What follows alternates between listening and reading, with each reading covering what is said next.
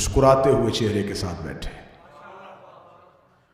اور کھلتا ہوا چہرہ، مسکراتا ہوا چہرہ اللہ کے چہرے کے ذکر میں بیٹھا رہے،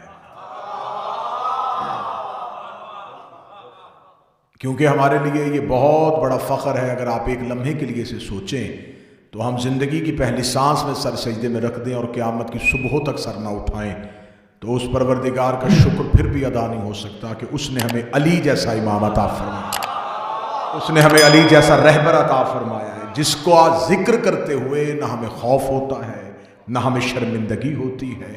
ہم ببانگ دہول اپنے رہبر کا تذکرہ کر سکتے ہیں، ہم مولا علی کی بات چوک چوراہے میں کر سکتے ہیں، ہم ممبر پہ کر سکتے ہیں، ہماری پیشانی پہ شکر نہیں آ سکتا، ہم کسی کے سامنے اپنے مولا کی بات کرتے ہوئے شرمندہ نہیں ہو سکتے، کیونکہ مولا نے زندگی میں ہمیں شرمندہ کروایا ہی نہیں ہے۔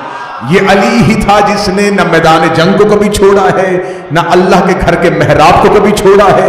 یہ امیر المومنین ہی تھے جس کا سر کبھی اللہ کے سوا کسی غیر کے آگے جھکا ہی نہیں تھا۔ یہ میری قوم سے ضد ہے، یہ میرے مذہب سے ضد ہے، یہ مرشدوں سے ضد نہیں، ہمارے آئمہ سے ضد نہیں، لوگوں کو میرے مذہب سے ضد ہے، لوگوں کو میرے عقیدے سے ضد ہے۔ لوگوں نے ہمارے مذہب کی ضد پہ اپنے پیروں کے، اپنے رہبروں کے دن منانے شروع کر دیے، جبکہ اس سے پہلے کسی کو دن یاد نہیں تھے۔ جب ہم نے امام حسین کی شہادت منائی، جب ہم نے امام حسن کی شہادت منائی تو لوگوں نے جب جلوس دیکھے تو انہوں نے کہا اگر شیعہ اپنے اماموں کا جلوس نکال سکتے ہیں تو ہمیں بھی اپنے رہبروں کی کوئی نہ کوئی تاریخ نکالنی پڑے گی۔ پھر انہوں نے تاریخ کی کتابیں کھولی، پھر انہوں نے روایات دیکھی کہ کون کس دن مرا تھا، کون کس دن انتقال کیا تھا، لہذا انہوں نے کہا ہم بھی جلوس نکالیں گے، ہم بھی ان کا دن منائیں گے۔ ہم بڑے اعلیٰ ظرف لوگ ہیں، آپ جس کا دن منانا چاہو ہمیں کوئی اعتراض نہیں، لیکن ہماری ضد میں تم اپنے رہبروں کی وفات منا سکتے ہو، ولادت نہیں منا سکتے۔ اگر دشمنی کرنی ہے، اگر عقیدے سے ضد کرنی ہے تو پھر ہم اگر 21 رمضان کو مولا علی کی شہادت مناتے ہیں تو 13 رجب کو مولا کا جشن مناتے ہیں، 10 محرم کو حسین کا ماتم کرتے ہیں تو 3 شعبان کو حسین کی خوشی مناتے ہیں، 28 صفر کو امام حسن کا تابوت اٹھاتے ہیں تو 15 رمضان کو امام حسن کا جشن مناتے ہیں۔ اگر ضد کرنی ہے تو پھر کھل کے کرنی پڑے گی، جس کا شہادت مناؤ گے اس کی ولادت بھی منانی پڑے گی، لیکن ولادت کوئی منا ہی نہیں سکتا کیونکہ ولادت منانی نہیں پڑتی، ولدیت بتانی بھی پڑتی، صرف ولادت نہیں منائی۔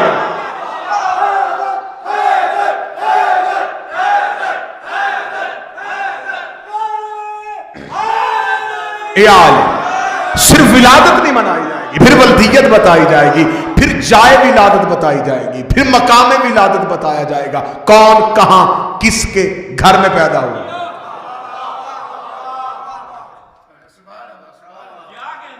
بھئی اگر کسی نے اپنا شناختی کارڈ بنوانا ہو تو نام، ولدیت، عارضی پتہ، مستقل پتہ۔ آؤ ہم 13 رجب کی رات ہے، ہم اپنے مولا کا جشن منا رہے ہیں، نام علی، ولدیت ابو طالب۔ چلے میں لفظ تبدیل کرتا ہوں، میں اگر اپنے امام کا نام اور پتہ بتاؤں تو ہمیں بتانے میں بڑی آسانی ہے کاشف بھائی، اس کا نام بھی اللہ والا ہے، گھر بھی اللہ والا ہے۔ ہائے ہائے ہائے ہائے، نام علی، ولدیت ابو طالب، عارضی پتہ بیت اللہ، مستقل پتہ عرش بری۔ لیکن جب ہمارے آئمہ نے ہمیں شرمندہ نہیں کروایا تو پھر اپنے رہبر کا جب جشن ہو تو پھر نکھرے نتھرے چہروں کے ساتھ، مسکراتے ہوئے چہروں کے ساتھ، اجلے ہوئے چہروں کے ساتھ، تاکہ تمہارا مسکرانا بھی عبادت میں لکھا جا سکے، تمہارے چہرے کی خوشی بھی عبادت میں لکھے، کیونکہ ملائکہ تمہیں حصار میں لیے ہوئے ہیں۔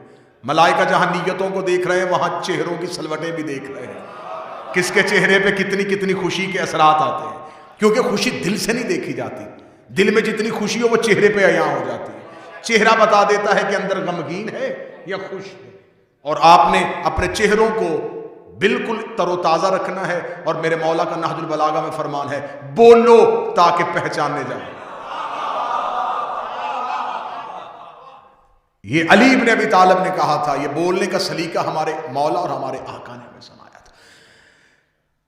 تو میں اس شہنشاہ کا تذکرہ شروع کرنے لگا ہوں جس کے بارے میں ابھی تک لوگ اس وہم کا شکار ہیں کہ ان کے لیے لفظ ولادت کہیں، نزول کہیں یا ظہور کہیں، ولادت بھی لکھا جاتا ہے، ظہور بھی لکھا جاتا ہے، نزول بھی لکھا جاتا ہے، لیکن میں پوری ذمہ داری کے ساتھ کہہ رہا ہوں کہ یہ تینوں لفظ جو تھے یہ چھوٹے ہیں۔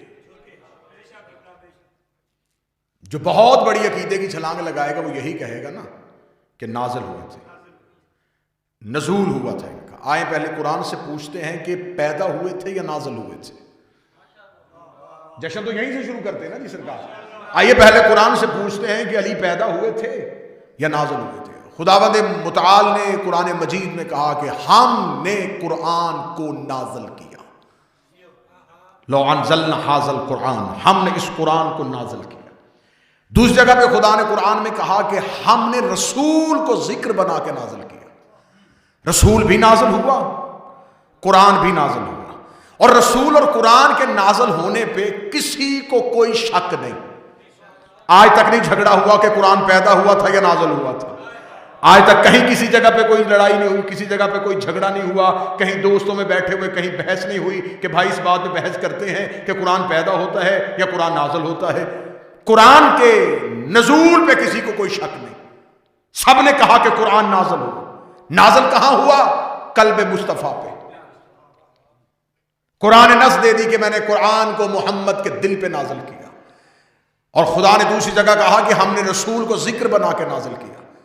سورہ اعراف میں ہم نے اپنے محمد رسول کو ذکر بنا کے نازل کیا۔ میرے مالک اگر تیرا رسول نازل ہوا ہے تو پھر بتا، رسول نے خدا نے یہ نہیں کہا کہ ہم نے 12 ربیع الاول کو پیدا کیا، ہم نے 17 ربیع الاول کو پیدا کیا، فرمایا ہم نے محمد کو نازل کیا۔ اس کا مطلب ہے کہ محمد کے بعد جو بھی آئے گا وہ پیدا نہیں ہوگا، وہ بھی نازل ہوگا، اس لیے کہ مصطفیٰ بھی نازل ہوا ہے، اور خدا نے کہا ہے کہ قرآن بھی نازل ہوا ہے۔ میرے مالک جھگڑا مصطفیٰ پہ نہیں ہے، جھگڑا قرآن پہ نہیں ہے۔ امت اس بات پہ نہیں جھگڑ رہی کہ قرآن نازل ہوا تھا یا پیدا ہوا تھا، امت کہہ رہی ہے کہ علی پیدا ہوا تھا یا نازل ہوا تھا۔ خدا نے کہا 13 رجب کو ان کی تمام وہم وسوسے ہمیشہ کے لیے دور کر دوں گا۔ میں نے قرآن میں نص دے دی ہے کہ میں نے قرآن کو نازل کیا، لو انزلنا ھذا القرآن۔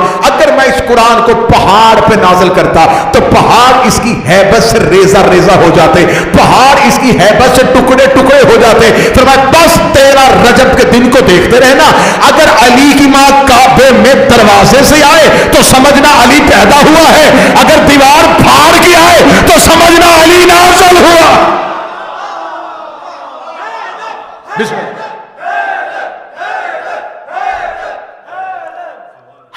ہم نے قرآن کو اگر پہاڑوں پہ نازل کرتے تو پہاڑ اس کی ہیبت سے ریزہ ریزہ ہو جاتا۔ تو آج میرا مفسرین سے، قاریان اور حافظان قرآن سے سوال ہے کہ اگر قرآن نے دعویٰ کیا ہے تو دلیل دو۔ قرآن کا دعویٰ ہے کہ اگر یہ پہاڑ پہ نازل ہوتا تو پہاڑ ٹکڑے ٹکڑے ہو جاتے، تو یہ کس قرآن کی بات ہو رہی ہے؟ وہ قرآن جو ہمارے گھر کی الماریوں میں پڑا ہے۔ تو اگر یہ ہمارے گھر کی الماری میں پڑے ہوئے قرآن کی بات ہو رہی ہے تو قرآن کا تو دعویٰ ہے کہ یہ پہاڑ کو بھی ٹکڑے ٹکڑے کر دیتا ہے۔ پھر اس کا مطلب ہے یہ جو حاضل قرآن کہا گیا، یہ حاضہ اشارہ ہے، اور اشارہ ہمیشہ تب ہوتا ہے جب مشار علیہ ہو۔ خدا نے یہ نہیں کہا کہ ہم نے قرآن، حاضل قرآن، اس قرآن کو، اس کا مطلب ہے کوئی قرآن پہلے سے موجود تھا۔ متوجہ ہیں صاحب؟ جس کے بارے میں خدا کہہ رہا ہے کہ ہم اس قرآن کو اگر پہاڑ پہ نازل کرتے تو پہاڑ بھی اس کی ہیبت سے ریزہ ریزہ ہو جاتا، پہاڑ بھی اس کی ہیبت سے ٹکڑے ٹکڑے ہو جاتا۔ ہم نے مصطفیٰ کو ذکر بنا کے نازل کیا، اور خدا اسی آیت میں کہتا ہے کہ ہم نے اس کے گواہ کو اس کے پیچھے ہی نازل کیا۔ 13 رجب تک آنے لگا، ہم نے مصطفیٰ کو ذکر بنا کے نازل کیا، اور اس کے گواہ کو یتلو علیہم شاہدن، ہم نے اس کے گواہ کو اس کے پیچھے ہی نازل کیا۔ میرے مالک اگر مصطفیٰ نازل ہوا ہے تو اس کا گواہ کون آیا ہے؟ قرآن کی دوسری آیت نے سر اٹھایا، بسم اللہ الرحمن الرحیم، والشمس والضحیٰ والقمر اذا تلاہا، قسم ہے مجھے سورج کی اور اس چاند کی جو سورج کے پیچھے آ رہا ہے۔ صحیح بخاری ممبر پہ لے آؤ، حدیث اہل سنت بھائیوں کی کتاب میں درج ہے کہ رسول نے کہا انا کالشمس و علی کالقمر، میں سورج ہوں، میرا علی چاند ہے.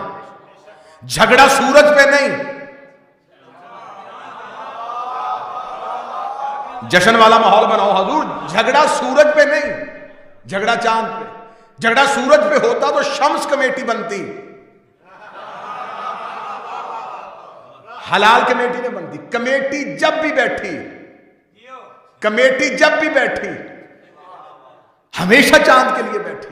اچھا خدا قرآن میں کہتا ہے کہ تم نماز پڑھو, واقیم الصلاۃ لدلوک الشمس, نماز ادا کرو سورج کو دیکھ کے. لوگ ہم سے کہتے ہیں نا جی 13 رجب کو عید کس بات کی منائی جاتی ہے؟ خدا کہتا ہے نماز پڑھو سورج کو دیکھ کے, عید مناؤ چاند کو دیکھ کے. جو قریب بیٹھو یہ تو ہاتھ اٹھاؤ جو جشن سننے کے لیے آئے. نماز پڑھی جاتی ہے سورج کو دیکھ کے.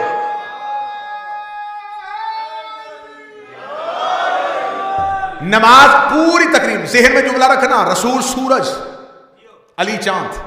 قرآن کی آیت بھی پڑھتی ہے, بخاری میں حدیث بھی پڑھتی ہے. کسی مفسر نے لکھا کہ یہاں سورج سے مراد یہ نظام شمسی کا سورج ہے. سب نے لکھا ہے سورج سے مراد رسول ہے. جھگڑا سورج پہ نہیں, جھگڑا چاند پہ ہے. سورج کی روشنی اپنی ہے, چاند کی اپنی نہیں. چاند سورج سے عکس لے کے زمین تک پہنچاتا ہے. اور میں نے کہا جھگڑا سورج پہ نہیں, جھگڑا چاند پہ. آج تک کبھی کسی نے سنا ہے کہ کبھی کسی نے آسمان کی طرف منہ کر کے کہا اچھا آج تیسری کا سورج ہے, آج چوتھی کا سورج ہے؟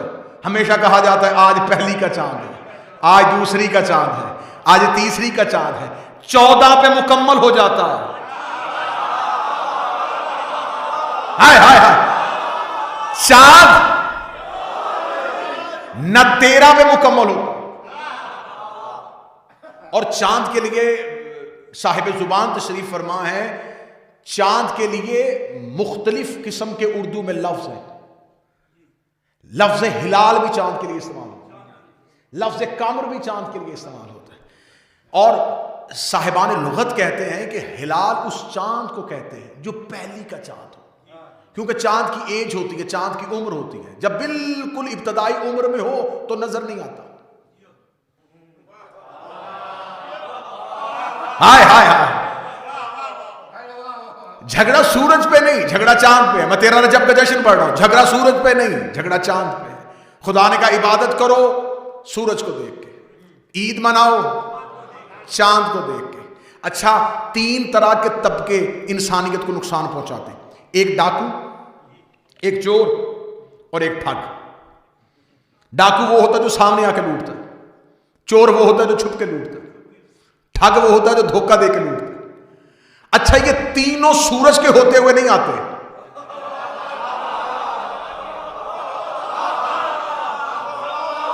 اب اس امام بارگاہ میں بھی یہ جشن نہیں سنا جائے گا تو کہاں سنا جائے گا؟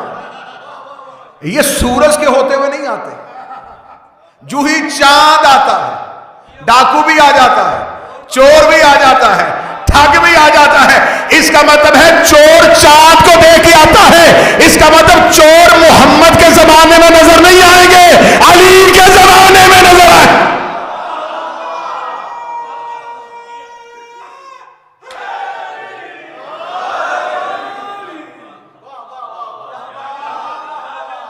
اور جائیں کتابیں اٹھا کے مفاتح الجنان اٹھا کے دیکھ لیں, صحیفہ سجادیہ اٹھا کے دیکھ لیں, سورج کو دیکھ کے کوئی دعا نہیں مانگی جاتی. اہل علم تشریف فرمائے دعائیں ہیں چاند کی. 1 رجب کا چاند دیکھو تو یہ دعا پڑھنا, 2 رجب کا چاند دیکھو تو یہ دعا پڑھنا, 23 رمضان کا چاند دیکھو تو یہ دعا پڑھنا. دعائیں پوری کی پوری کتابوں میں چاند کو دیکھ کے پڑھی جاتی ہے. دعا ہوتی ہے چاند کو دیکھ کے. نبی نے پوری زندگی میں نہیں کہا کہ محمد کا ذکر عبادت ہے. اور یہ جو حدیث پڑھی جاتی ہے یہ حدیث کسی شیعہ کتاب میں نہیں. میری قوم کے بچوں یہ نہ سمجھنا کہ یہ شیعہ کتابوں کی حدیث اور شیعہ کتابوں پڑھی جاتی. میں کتاب کا نام دیتا ہوں, ریاض النظرہ, اہل سنت بھائیوں کی کتاب ہے. ریاض النظرہ میں لکھا ہے کہ رسالت مآب حالت بیماری میں تھے. کیونکہ میں کتاب ان کی لے رہا ہوں تو حوالہ ان کا ہے, تو بالکل متن بھی وہ پڑھ رہا ہوں جو اس ریاض النظرہ میں لکھا ہے. انہوں نے کہا رسول حالت بیماری میں تھے کہ ایک صحابی رسول جن کا نام حضرت ابو بکر, وہ عیادت محمد کے لیے آئے اور علی رسول کے پاس بیٹھے ہوئے تھے. روایت پڑھ رہا ہوں ریاض النظرہ سے، اہل سنت کی کتاب سے، بالکل لفظ پر لفظ پڑھ رہا ہوں تاکہ کل کو کوئی یہ نہ کہے کہ یہ کتاب کا متن نہیں تھا. رسول کی زوجہ حضرت عائشہ بیٹھی ہوئی تھی، علی رسول کے قریب بیٹھے ہوئے تھے. یہ بی بی عائشہ نے اس روایت کو ریاض النظرہ میں بی بی عائشہ نے لکھا. اس نے کہا کہ جو ہی میرے بابا رسول کی عیادت کے لیے گھر آئے تو رسالت مآب کی آنکھیں بند تھی اور بستر پہ لیٹے ہوئے تھے. علی قریب رسول کے بیٹھے تھے. میرے بابا نے آتے ہی علی کو دیکھنا شروع کر دیا. اب میں ریاض النظرہ سے پڑھ رہا ہوں. میرے بابا مسلسل علی کا چہرہ دیکھ رہے تھے. بی بی عائشہ کہتی میں کافی دیر دیکھتی رہی کہ شاید علی کو ویسے دیکھ رہے ہیں. تھوڑی دیر بعد پھر دیکھا تو پھر علی کو دیکھ رہے تھے، پھر دیکھا تو مسلسل علی کو دیکھ رہے تھے. میں نے اپنے بابا کا دامن ہلایا. میں نے فرمایا بابا اتنے غور سے علی کو کیوں دیکھ رہے ہیں؟ یا وہ کہتی میرے بابا نے میرے قریب آ کے کہا میں نے رسول سے، یہ جو رسول ہے نا ان سے حدیث سنی ہے. رسول نے کہا ہے النظر علی وجہ علی عبادت، علی کا چہرہ دیکھنا عبادت ہے. علی کا چہرہ دیکھنا عبادت. ریاض النظرہ سے روایت پڑھ رہا ہوں اور وہ آیت روایت آتی نہیں پڑھنی جو تمہیں منبر سے سنائی جاتی. آج 13 رجب کی رات ہے، پوری روایت سنا کے جا رہا ہوں. بی بی کہتی ہے کہ جو ہی میرے بابا نے کہا کہ میں نے محمد سے سنا ہے جس نے علی کا چہرہ دیکھا اس نے عبادت کی. بی بی کہتی میں نے کہا سن بابا یہ حدیث تو نے سنی ہوگی رسول سے مسجد میں. میں ایک اور حدیث بتاتی ہوں جو رسول نے گھر میں بیٹھ کے کہی تھی. فرمایا وہ کون سی حدیث تھی؟ بی بی عائشہ کہتی رسول نے گھر میں کہا تھا ذکر علی عبادت، علی کا ذکر کرنا عبادت ہے. باپ نے کہا چہرہ دیکھنا عبادت ہے، بیٹی نے کہا ذکر کرنا عبادت ہے. گردن کٹواؤں گا کتاب میں جملے نہ ہو. رسول اٹھ کے بیٹھے، رسول نے باپ کی بات بھی سن لی، بیٹی کی بات بھی سن لی. رسول نے تو نے کہا چہرہ دیکھنا عبادت ہے، تو نے کہا ذکر کرنا عبادت ہے. میں محمد دونوں کو گواہ بنا کے گیا. حب علی عبادت، چہرہ دیکھنا بھی عبادت نہیں، ذکر کرنا بھی عبادت نہیں جب تک علی کی محبت نہیں.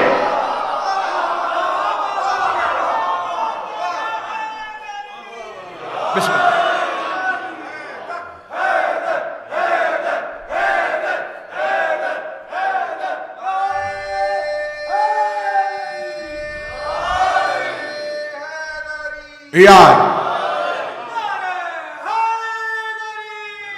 صرف چہرہ دیکھنا عبادت نہیں، صرف ذکر کرنا عبادت نہیں. حب علی عبادت، شرط ہے محبت. جیسے نماز کا مقدمہ وضو ہے. کوئی بندہ بغیر وضو کے مصلی پہ آئے تو نماز قبول ہی نہیں. پڑھی اس نے پوری قرات پوری کی، رکعتیں پوری پڑھی لیکن مقدمہ پورا نہیں تھا، وضو کے مرحلے سے نہیں گزرا. رسول نے فرمایا حب علی مقدمہ ہے. دل میں محبت ہو تو ذکر بھی عبادت ہے، چہرہ دیکھنا بھی عبادت ہے. اگر آپ جاگ رہے تو میں جملہ کہوں رسول نے یہ نہیں کہا علی کا ذکر ثواب ہے. رسول نے یہ نہیں کہا علی کا ذکر ثواب ہے، علی کا ذکر عبادت ہے. عبادت ہوتی ہے صرف اللہ کی. یا تو پھر علی کے ذکر میں توحید کا ذکر ایسا رچا ہے کہ علی ولی اللہ بھی پڑھو تو لا الہ کا مزہ آتا ہے. اب یہ صحابی رسول کہہ رہے ہیں کیونکہ میرے ملک پاکستان میں ایک شور ہے نا کہ یہ جو دور آ رہا ہے، اس دور میں شور آ رہا ہے کہ نہیں جی ہم اہل بیت کے برابر میں صحابہ، اہل بیت کے مقابلے پہ صحابہ کو لے کے آئیں گے، ہم نصاب میں صحابہ کو لے کے آئیں گے، ہم بچوں کو صحابہ کی سیرت یاد. وہ پہلے صحابہ سے تو پوچھ لو کہ اہل بیت کے مقابلے پہ آنا بھی چاہتے ہیں کہ نہیں. یہ تو شاہ سے زیادہ شاہ کے وفادار بننے کی کوشش ہے. میں پوری ذمہ داری کے ساتھ یہ الفاظ کہنے لگا کیونکہ آپ تمام کا تعلق ملک پاکستان سے ہے. سلیبس سے علی کو نکال دو، اہل بیت کو سلیبس سے نکال. اتنا صحابہ کا ذکر کرو اور پھر ہم پہ الزام یہ لگتا ہے جی دیکھیں جی یہ شیعہ جو ہے یہ صرف اہل بیت کی بات کرتے ہیں، صحابہ کی بات نہیں کرتے. اچھا آج تک میں نے یہ الزام نہیں سنا کہ شیعہ اہل بیت کی بات کرتے ہیں نبیوں کی بات نہیں کرتے. آپ نے جملہ سر سے گزار دیا. بھائی ہمارے نزدیک تو اہل بیت انبیاء سے افضل، لیکن آپ کے نزدیک تو افضل نہیں. تو آپ ہم پہ یہ اعتراض کرتے تو ہمیں اعتراض کا جواب دیتے بھی مزہ آتا کہ جی آپ صرف علی کی بات کرتے ہیں، آپ نور کی بات کیوں نہیں کرتے؟ آپ صرف علی کی بات کرتے، ابراہیم کی بات کیوں نہیں کرتے؟ اعتراض ہم پہ یہ نہیں ہوا کہ آپ نبیوں کی بات نہیں کرتے، اعتراض یہ ہوا یہ صحابہ کی بات نہیں کرتے۔ اس کا مطلب یہاں تو پھر آپ مان گئے ہیں کہ حسین کے ذکر میں تمام انبیاء کا ذکر آ جاتا ہے، یا تو آپ یہ مان گئے ہیں کہ رسول کی جو حدیث تھی اگر کسی نے آدم کا علم دیکھنا ہو، نوح کا فہم دیکھنا ہو، ابراہیم کا تقویٰ دیکھنا ہو، کچھ نہیں دیکھا تو علی کا چہرہ دیکھ لو، علی وارث انبیاء ہے، علی کے ذکر میں تمام نبیوں کا ذکر آ جاتا ہے۔ اگر بات صحابہ کی کرنی ہے تو چلے میں نے صحابہ کی بات شروع کر لی ہے، صحابی کہہ رہا ہے کہ حب و علی عبادہ، ذکر و علی عبادہ۔ چلے میں دوسری کتاب کا نام لے دیتا ہوں۔ آج کل پاکستان میں ایک نعرہ بڑا مشہور کیا جا رہا ہے اہل بیت کے، کیونکہ ہر دور میں ہمارے نعروں کے مقابلے پہ نعرے بنے۔ اب ایک نعرہ بڑا مشہور ہے قبلہ جناب صاحب، واہ صحابہ واہ، سنا کہ نہیں سنا؟ واہ صحابہ واہ، واہ صحابہ واہ۔ آج اس جشن پہ وہی نعرہ لگے گا، یہ نعرہ ہم پلٹا رہے ہیں تمہاری طرف، اور نعرہ آپ نے میرے ساتھ لگانا ہے۔ میں پڑھنے لگا ہوں صحابہ، آپ نے کہنا واہ صحابہ واہ، واہ صحابہ واہ۔ کیا کہنے اس نبی کے صحابی کے۔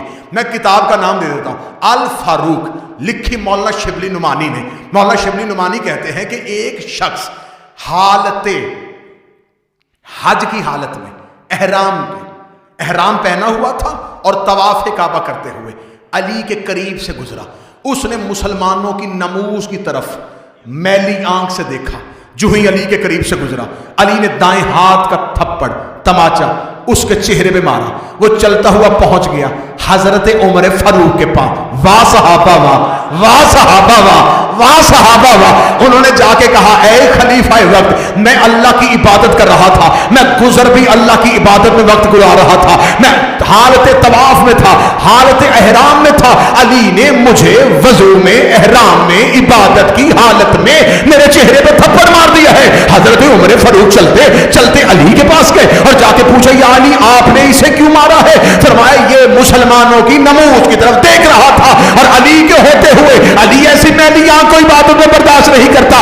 الفاروق میں شبلی نعمانی لکھتے ہیں کہ اس صحابی کی طرف دیکھ کے حضرت عمر فاروق نے کہا مجھ سے شکایت لے کے آ رہا ہے، اراک عین اللہ و تبک ید اللہ، تمہیں اللہ کی آنکھ نے دیکھا تھا، اللہ کے ہاتھ نے مارا تھا، جسے عین اللہ دیکھے ید اللہ مارے، رضی اللہ کیا کرے؟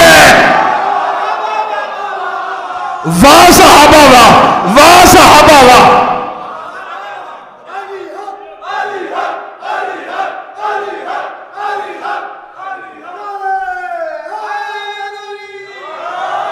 رسول کے صحابی کہہ رہے ہیں، ایک رسول کا دوسرا صحابی کہہ رہا ہے جو خلیفہ اول، وہ کہہ رہا ہے کوئی بندہ اس وقت تک پل صراط پار نہیں کر سکتا جب تک علی کا لکھا ہوا پروانہ اس کے ہاتھ میں نہیں ہو۔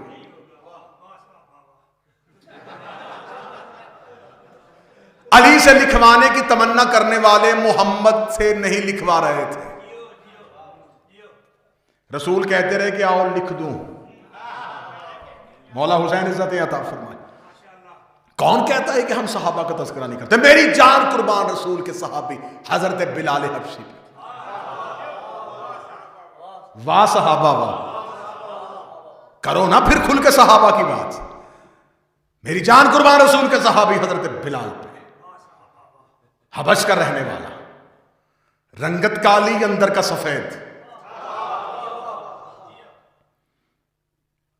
الجھا دیا گیا زبان توتلی تھی، جس کے گھر کی دروازے کی خاک زبان پر رکھ کے گونگوں کو زبان ملے۔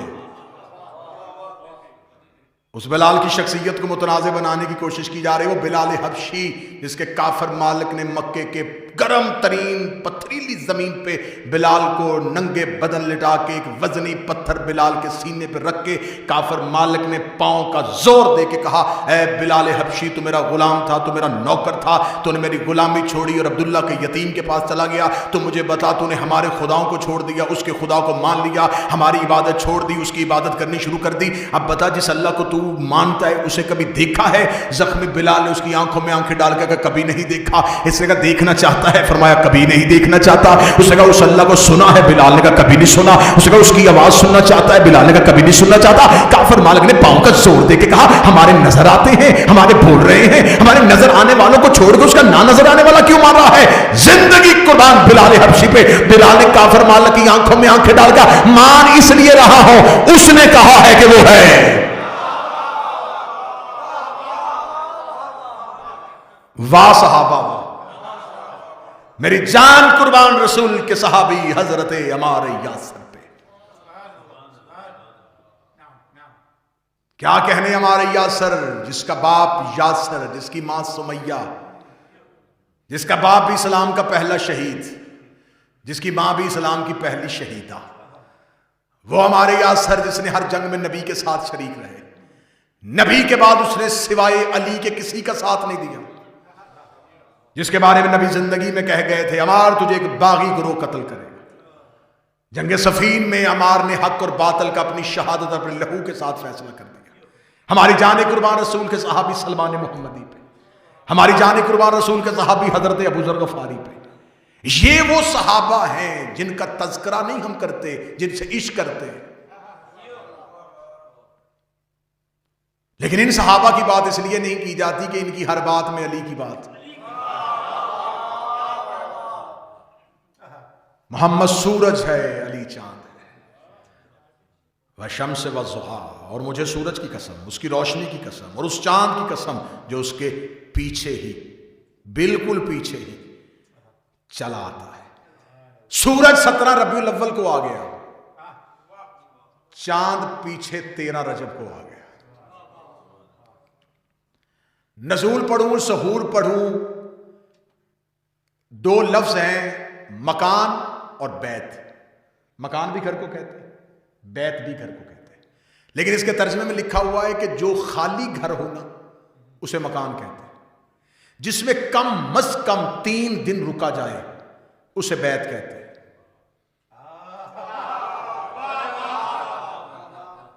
جشن شروع ہو چکا ہے سرکار۔ جس گھر میں جو خالی گھر ہو نا، لوگ کہتے ہیں یہ مکان بن رہا ہے، یہ مکان بن رہا ہے، یہ مکان بن رہا ہے۔ مکان کیوں بن رہا ہے؟ ابھی دیواریں اٹھ رہی ہیں، ابھی یہ رہنے کے قابل نہیں ہوا، ابھی رنگ روگن ہو رہا ہے، لیکن جو ہی اس گھر میں پڑاؤ ہو جائے، اس گھر میں رہنا شروع کر دیا جائے، تو اب یہ لغت کے اعتبار سے مکان نہیں کہلوائے گا، اب یہ بیت کہلوائے گا۔ کم از کم 3 دن رکو تو وہ بیت ہوگا۔ لا مکان نے زمین پہ اپنا مکان بنوایا،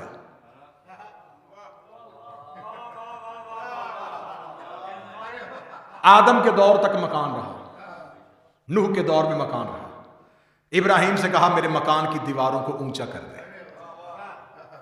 مکان چلتا چلتا رسول کے دور تک پہنچا تو مکان ہی رہا۔ 13 رجب کو میں نے کیا کہا تھا؟ 3 دن رکو تو بیت ہوتا ہے۔ 13 کو گئی تھی علی کی ماں، 16 کو واپس پلٹی۔ 3 دن علی کے رکنے کی وجہ سے بیت اللہ ہو گیا۔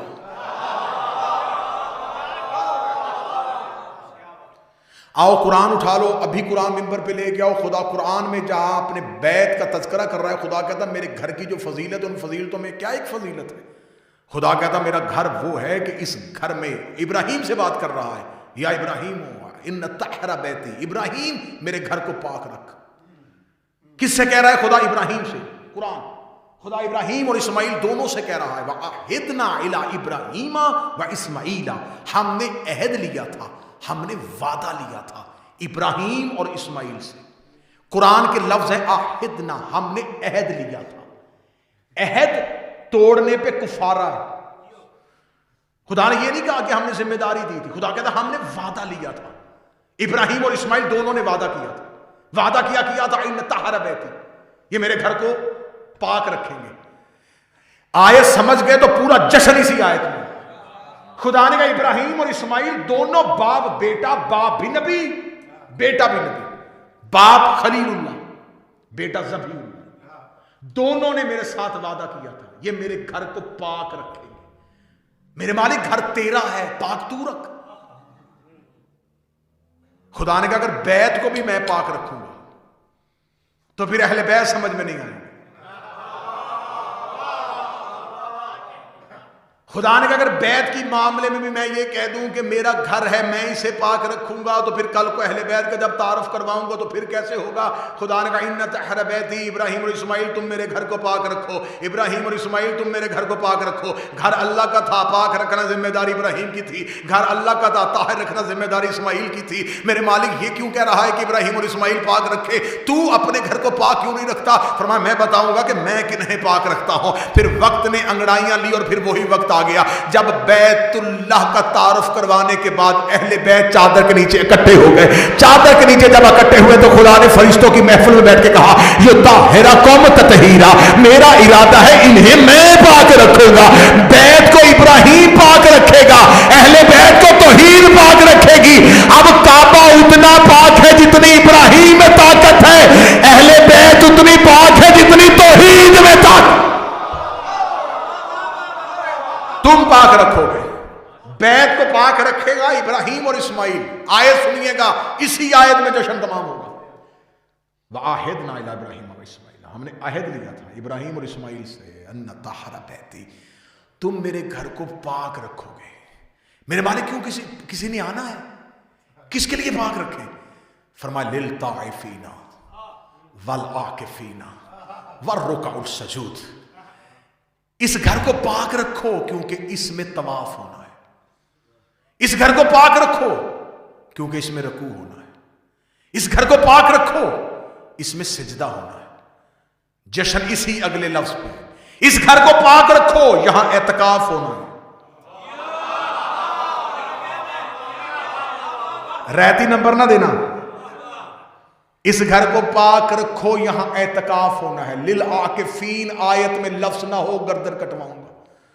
خدا کہتا للطائفین طواف ہوگا۔ اہل علم بیٹھے ہو، پڑھے لکھے بیٹھے ہو، جشن سننے کے لیے مجھے بتاؤ، خدا نے کہا ابراہیم کعبے کو، میرے گھر کو پاک رکھو۔ پاک رکھنا تھا اندر سے، بیت گھر کو پاک رکھو نا۔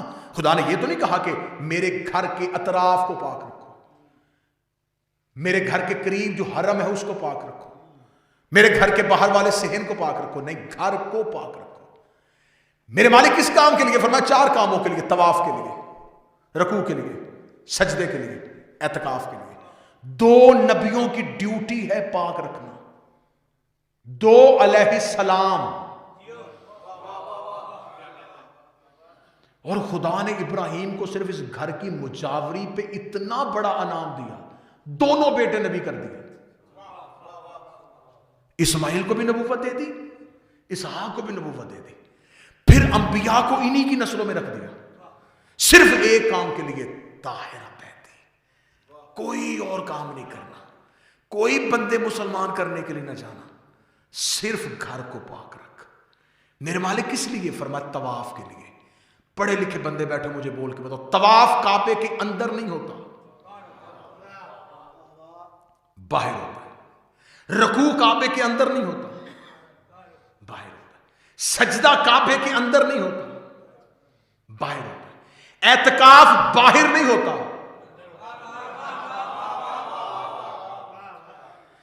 اعتکاف سنا نا جی، اعتکاف ہے معتکف ہونا۔ معتکف کیا ہونا؟ مخلوق سے کٹ جانا، توحید سے جڑ جانا، دنیا کے رشتوں کو توڑ دینا، اللہ سے رشتے کو جوڑ لینا۔ اور اعتکاف پوری زندگی کا ہو ہی نہیں سکتا۔ یہ نہیں ہو سکتا کہ آپ اللہ کے لیے بالکل معتکف ہو جائیں، توحید اس بات کی اجازت نہیں دیتی، نہ مذہب اس بات کی اجازت دیتا۔ رسالت مآب کے دور میں ایک شخص آیا تھا، وہ مسلسل مسجد میں بیٹھا رہتا تھا، مسلسل مسجد میں بیٹھا تھا۔ رسالت مآب نے صحابہ سے کہا یہ کون بندہ ہے؟ کہتے یہ بڑا عبادت گزار ہے، ہر وقت مسجد میں بیٹھا رہتا ہے۔ رسالت مآب نے تیسرے دن دیکھا کہ وہ مسجد میں بیٹھا، ماتھے پہ اتنا بڑا سجدے کا نشان۔ رسالت مآب نے یوں گریبان سے پکڑا، مسجد کے باہر گھسیٹ کے مار کے رسالت مآب نے کہا تیرے بچے نہیں ہیں؟ تیرا گھر کوئی خاندان نہیں ہے؟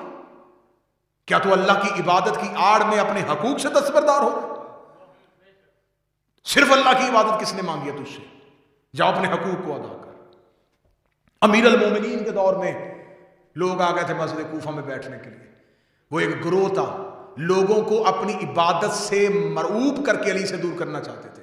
اتنا بیٹھے مسجد میں، اتنا بیٹھے، لوگوں نے کہا مقدسین کہنا شروع کر دیا، انہیں پاک لوگ، یہ تو ہر ٹائم عبادت کرتے، اتنی عبادت کرتے.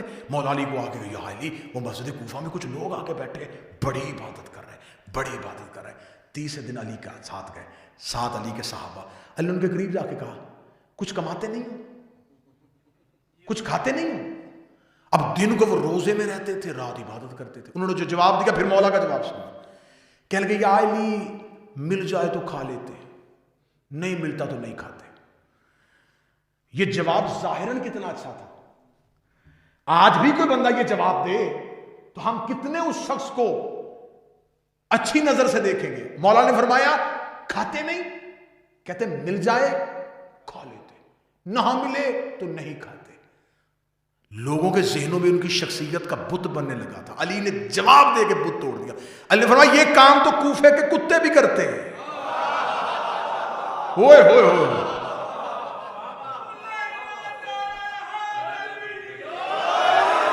یہ جواب ہے علی کا. مولا فرمایا یہ کام تو کوفے کے کتے بھی کرتے ہیں، مل جائے تو کھا لیتے، نہیں ملتے تو نہیں کھاتے.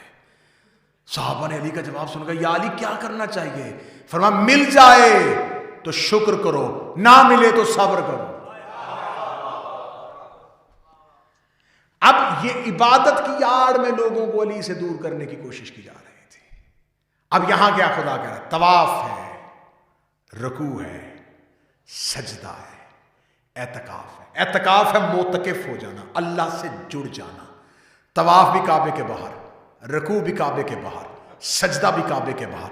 اعتکاف باہر نہیں، اعتکاف اندر ہے. اب سمجھ میں آئی پوری آیت کی کہانی. خدا کہتا میں نے 2 نبیوں کی ذمہ داری لگائی تھی، میرے گھر کو اندر سے پاک رکھو، یہاں کسی نے بیٹھنا ہے، یہاں کسی نے آنا ہے، اس گھر میں اعتکاف ہونا ہے. بندوں نے ابھی تک جملہ نہیں سمجھا. جاؤ جا کے شریعت کی زبان سے پوچھو اور شریعت کی کتابوں سے پوچھو کہ اعتکاف کی تعریف کیا ہے، اعتکاف کی مدت، اعتکاف کا دورانیہ کتنا ہوتا ہے. کہتے کم از کم 3 دن، زیادہ سے زیادہ 10 دن. یا تو آپ 10 دن بیٹھیں گے یا 3 دن بیٹھیں گے. آج بھی مذہب اسلام میں اعتکاف کرنے والے یا 10 دن بیٹھتے ہیں یا 3 دن بیٹھتے ہیں. کم از کم 3 دن، زیادہ سے زیادہ 10 دن. 13 رجب کو آئی تھی، 16 رجب کو گئی ہے. 3 دن علی کی ماں اللہ کے گھر میں بیٹھی ہے اور خدا نے قرآن میں کہا میرے گھر میں اعتکاف ہوا ہے، میرے گھر میں کوئی معتکف ہوا ہے. میں نے ابراہیم اور اسماعیل سے کسی کے اعتکاف کے لیے کعبے کو پاک کروایا تھا. اگلا جملہ عرش بری پہ جا کے سننا. اس کا مطلب ہے کہ آدم سے لے کے قیامت تک یا ایک ماں بیٹھی ہے یا ایک بیٹا بیٹھا ہے. ماں فاطمہ بنت اسد ہے، بیٹا علی ابن ابی طالب ہے. لیکن میں کیا کروں، شریعت کہتی ہے کہ مرد اعتکاف بیٹھے گا تو مسجد میں بیٹھے گا، عورت اعتکاف بیٹھے گی تو اپنے گھر کی 4 دیواری میں بیٹھے گی. علی کی ماں اللہ کے گھر میں بیٹھی. خدا نے کہا میرے گھر میں اعتکاف ہوا. اب بتا اللہ کا گھر سمجھ کے بیٹھی تھی یا علی کا گھر سمجھ؟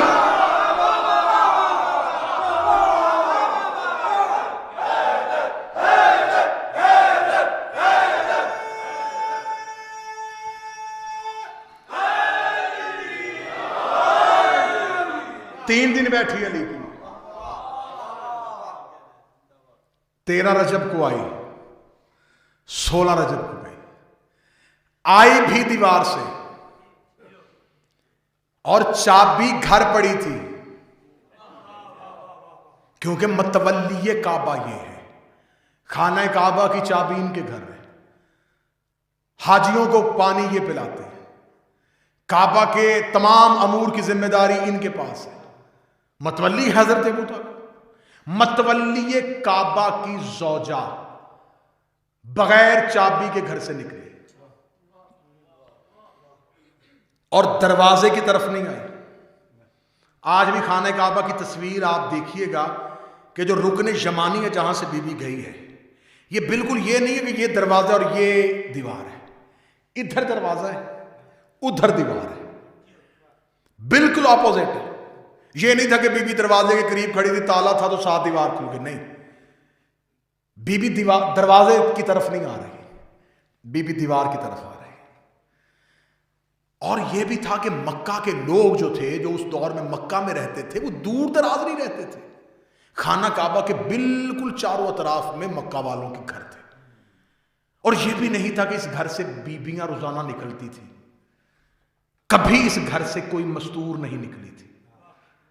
مکے والوں کے لیے پہلی پریشانی تو تب ہوئی جب ابو طالب کی زوجہ بغیر کسی مرد کے اکیلی گھر سے نکلی.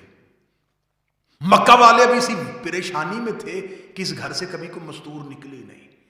یہ مستور جا بھی رہی ہے اور جا بھی اکیلی رہی ہے. لوگوں نے پیچھے پیچھے چلنا شروع کر دیا. آخر یہ جاتی کہاں ہے؟ جب بی بی دروازے والی طرف نہیں گئی، پچھلی دیوار کی طرف گئی، تو لوگوں نے کہا کہ اگر اس کو اللہ کے گھر کی زیارت کے لیے جانا تھا تو اسے دروازے کی طرف آنا چاہیے تھا. یہ پچھلی دیوار کی طرف کیوں گئی ہے؟ لوگ رک گئے، دیکھیں یہ بی بی کیا کرنا چاہتی ہے. عرب والوں نے کہا کہ ہمارے کانوں میں آواز نہیں آئی، لیکن ہمیں اتنا خبر ہو رہی تھی کہ ابو طالب کی زوجہ دیوار کعبہ پہ ہاتھ رکھ کے کچھ کہہ رہی تھی. دیوار کعبہ پہ ہاتھ رکھ کے اس نے کچھ کہا، یا رکن یمانی کے قریب سے دیوار شک ہوئی، دیوار پھٹی. بی بی کو فطرتاً ہٹنا چاہیے تھا. پھٹتی ہوئی دیوار دیکھ کے ابو طالب کی زوجہ ہٹی نہیں بلکہ مطمئن ہو کے آگے بڑھے. مکے والوں نے بڑھتی ہوئی بی بی کو دیکھا، پھر بند ہوتی دیوار کو دیکھا. ان کے لیے انہونی پہ انہونی ہو رہی تھی. پہلے تو یہ بی بی گھر سے کیوں نکلی؟ دوسرا سوال یہ اکیلی کیوں نکلی؟ تیسرا سوال یہ دروازے کی طرف کیوں نہیں گئی؟ چوتھا سوال یہ دیوار پہ کیوں کھڑی ہوئی تھی؟ اس نے دیوار سے کہا کیا تھا؟ دیوار پھٹی کیوں تھی؟ یہ اندر کیوں گئی ہے؟ دیوار مل کیوں گئی؟ یہ 7 سوال تھے جنہوں نے مکے والوں کو پاگل کر دیا. یہ بے ساختہ ابو طالب کے گھر کی طرف دوڑے. یہ 7 سوالوں کا جواب صرف ابو طالب دے گا. آ کے ابو طالب کے دروازے پہ دستک دی. علی کے باپ نے گھر کا دروازہ کھولا. مکے والوں کے سانس پھولے ہوئے دیکھے، لوگوں کے چہروں پہ موت کے اثرات دیکھے. ابو طالب نے مطمئن ہو کے کہا کیا ہے؟ کہنے لگے پوچھنے آئے ہیں تیری زوجہ کہاں ہے. فرمایا کیوں، کیا ہوا ہے؟ کہنے لگے ابو طالب وہ تیری زوجہ گھر سے نکل کے وہ اللہ کے گھر کی وہ دیوار پھٹ گئی ہے، وہ اندر چلی گئی ہے، دیوار مل گئی ہے. انہوں نے کہا ابو طالب ہمارے ساتھ دوڑے گا، ہم جا کے ابو طالب کو جگہ دکھائیں گے. ابو طالب نے مطمئن ہو کے دروازہ بند کرنا شروع کیا. انہوں نے کہا ہم تجھے بتا رہے تو دروازہ بند کر رہا ہے. ابو طالب کے جملے پہ کائنات قربان کر دو. علی کا باپ دیکھ کے کہہ رہا مجھے کیوں بتا رہے ہو؟ جب بلانے والا جانے یا جانے والی جانے، یا میزبان جانے یا مہمان جانے، جس نے بلایا ہے وہ جانتا ہوگا. یہ کہہ کے ابو طالب نے دروازہ بند کر دیا. ابو طالب کا دروازہ بند تھا اور اللہ کا دروازہ بھی بند تھا. میں ماحول تمہیں بتا رہا ہوں. وہ 3 دن مکہ میں کیسے گزرے کہ ابو طالب بھی نہیں بتا رہے. دروازہ ابو طالب کا بھی بند، اللہ کا دروازہ بھی بند. چلے میں جملہ خوبصورت کر کے کہنے لگا ہوں، 1-2 بندے بول لیں گے مجھے وہی کافی. اللہ کے دونوں دروازے بند. ہائے ہائے ہائے ہائے. 3 دن مکے والے ابو طالب اللہ، ابو طالب اللہ، ان دونوں دروازوں کے درمیان دوڑتے رہے. کبھی ادھر کو دوڑے، کبھی ادھر کو دوڑے، کبھی اس دروازے کا تالا دیکھے، کبھی یہ بند دروازہ دیکھے. مکہ کے لوگ نہ رات سوتے تھے نہ دن سوتے تھے. کھانا بھول گیا. 2 دروازوں پہ نظریں ہوتی تھی. ابھی بی بی نکلے گی، نہیں آئی. ابو طالب آئے گا. ابو طالب بھی نہیں آ رہا تھا، بی بی بھی نہیں آ رہی تھی، رسول بھی گھر سے نہیں نکل رہے تھے. 3 دن ہاشمیوں کے گھر سے کوئی بھی نہیں نکلا. 3 دن تک کسی نے ملاقات ہی نہیں کی. 3 دن تک مکہ والے پریشان بیٹھے رہے. نہ محمد باہر آ رہا ہے، نہ ابو طالب باہر آ رہا ہے، نہ ابو طالب کا بیٹا طالب آ رہا ہے، نہ جعفر کچھ بتا رہا ہے، نہ ابو طالب کا کوئی باقی بیٹے کچھ بتا رہے ہیں. یہ ہوا کیا ہے؟ یہ راز کیا ہے؟ عباس ابن عبد المطلب کیوں چپ ہے؟ یہ ہاشمی چپ کیوں ہے؟ یہ بتا کیوں نہیں رہے؟